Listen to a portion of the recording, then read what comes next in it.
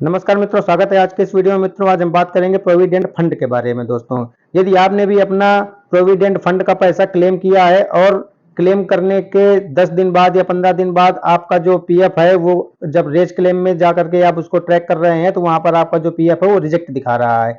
आखिरकार रिजेक्ट क्यों दिखा रहा है? तो वहां पर देखिएगा लिखा होगा reject due to passbook not clear या चेकबुक पीडीएफ करप्टेड। तो दोस्तों, ये बहुत बड़ा रीजन है कि आपका जो पीएफ का पैसा है वो आखिरकार रिजेक्ट क्यों हो रहा है। तो आपने जिस प्लेटफॉर्म से अपना पीएफ का पैसा क्लेम किया है तो वहां पर जब आपने अपनी पासबुक की फोटो अपलोड करी होगी या चेकबुक का पीडीएफ बना के अपलोड किया होगा तो वो साफ नहीं होगा। मतलब उसमें जब आपने अपलोड किया तो या तो ज्यादा केबी का होगा या कम केबी का होगा। उसका एक क्राइटेरिया होता है कि जो आपका पासबुक का जो फोटो है वो 100 केबी से लेकर के 500 केबी के बीच में होना चाहिए और एकदम साफ दिखना चाहिए। मतलब जब वो वहां पर पीएफ डिपार्टमेंट के जो अधिकारी हैं, जब आपका जो पीएफ है वो जब वो वेरीफाई करेंगे तो आपका उसमें बैंक अकाउंट नंबर, आपका नेम, आपका आईएफएससी कोड, ये सारी चीजें आपके पीएफ में जो आपका नाम वगैरह है वो सारा कुछ वहां पर मेंशन होना चाहिए और मतलब वेरीफाई होना चाहिए, सेम होना चाहिए। अगर आपका नाम बैंक में दूसरा है और पीएफ डिपार्टमेंट में आपका नाम दूसरा है, मतलब एक अगर अक्षर का भी उसमें डिफरेंट है तो जो आपका पैसा है वो क्लेम सेटल्ड नहीं करेगा। क्योंकि पहले क्लेम सेटल हो जाता था आज के 2 साल 3 साल पहले, लेकिन अभी पीएफ डिपार्टमेंट बहुत ही स्ट्रिक्ट हो गया है।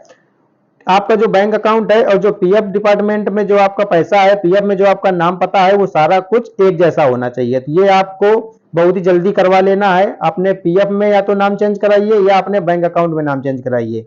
आपका नाम और पीएफ में नाम सब कुछ सेम होना चाहिए। अब बात करते हैं कि जो आपका पैसा रिजेक्ट हुआ है वो आखिरकार क्यों हुआ।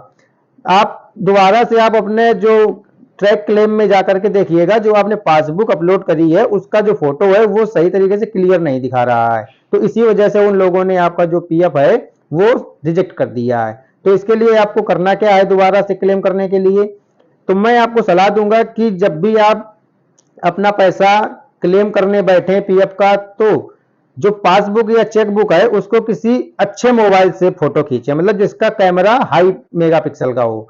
मतलब फोटो एकदम साफ आनी चाहिए, या हो सके तो अपनी जो फोटो है चेकबुक या पासबुक का उसको स्कैन करने के बाद उसको अपलोड करें। स्कैन करने के बाद जब आप अपना फोटो उसमें अपलोड करेंगे तो वो एकदम क्लियर शो होगा। वहां पर आपका नाम, आईएफएससी कोड और बैंक का नाम सब कुछ क्लियर शो होगा। जब उनको क्लियर शो होगा सब कुछ तो उनको वेरिफिकेशन करने में दिक्कत नहीं होगी। आपका जो क्लेम है वो 1 हफ्ते के अंदर सेटल हो जाएगा। बस यही कहना था कि आपको जब भी पीएफ क्लेम करना हो तो आप सोच समझकर और पासबुक और चेकबुक का जो फोटो है वो एकदम क्लियर तरीके से साफ सुथरा उसमें अपलोड करें, आपको कोई प्रॉब्लम नहीं आएगी। धन्यवाद दोस्तों। वीडियो अच्छा लगा हो तो लाइक करें और मेरे चैनल को सब्सक्राइब जरूर करें। धन्यवाद दोस्तों, मिलते हैं अगले वीडियो में।